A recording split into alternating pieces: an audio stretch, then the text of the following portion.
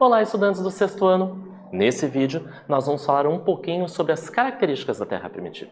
Então acompanhem comigo. Quando nós falamos em Terra primitiva, ela apresenta algumas características que provavelmente você já conhece.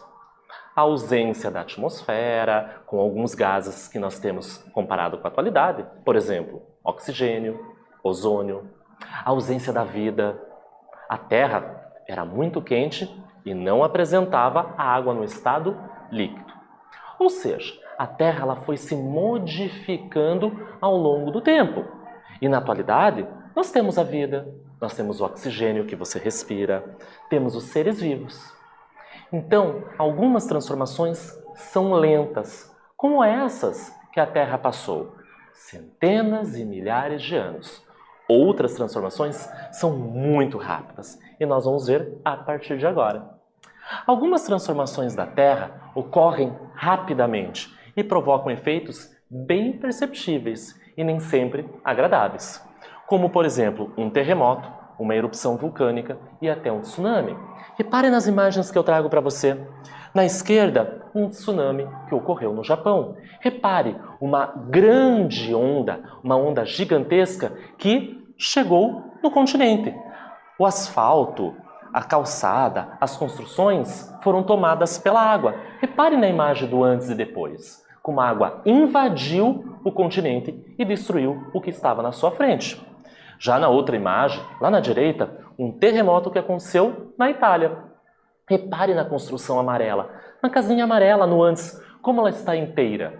E rapidamente, alguns segundos, as paredes foram quebradas, os objetos espalhados. Então são exemplos de fenômenos naturais que acontecem no nosso planeta muito rapidamente e alteram a superfície do planeta. Terremoto, então, é o tremor de terra resultante do encontro de placas tectônicas ou numa falha geológica ou quando nós temos uma atividade vulcânica.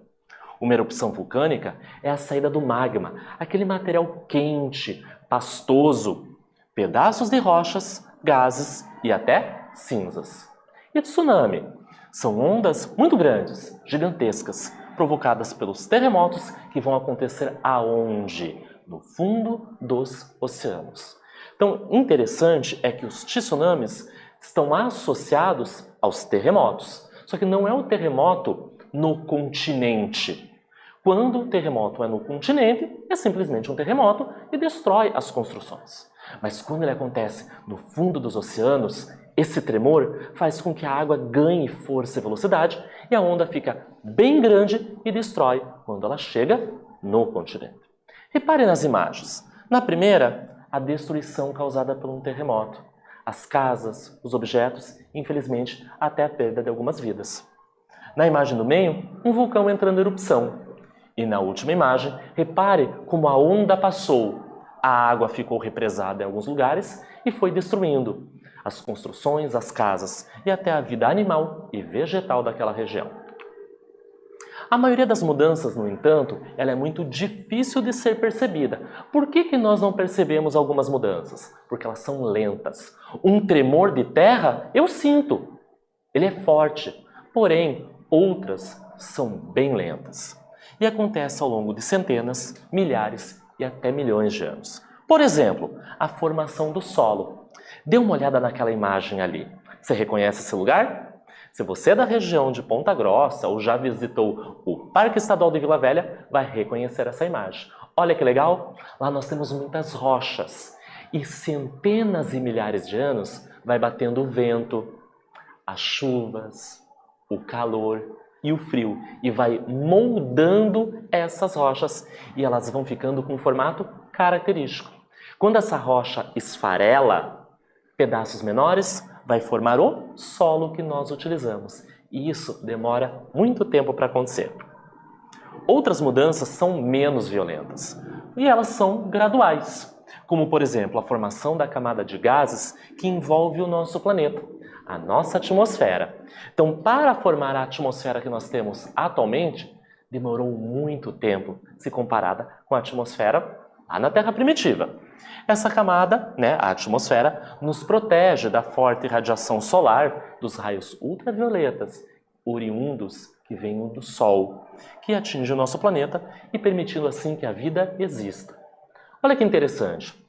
Conforme essas mudanças vão acontecendo, muitas delas propiciaram a vida, a presença da atmosfera, consequentemente do gás oxigênio para que a gente respire, a água líquida. Então essas mudanças são lentas, graduais, mas muito importantes. Já a água da superfície terrestre, ela passa por diversas alterações de temperatura. Consequentemente, elas vão entrando em diferentes estados físicos. No nosso planeta, nós encontramos a água em 3 estados físicos: líquido, rios, lagos, oceanos. No estado gasoso, o vapor lá na atmosfera. E no estado sólido, por exemplo, a neve, o gelo, o granizo.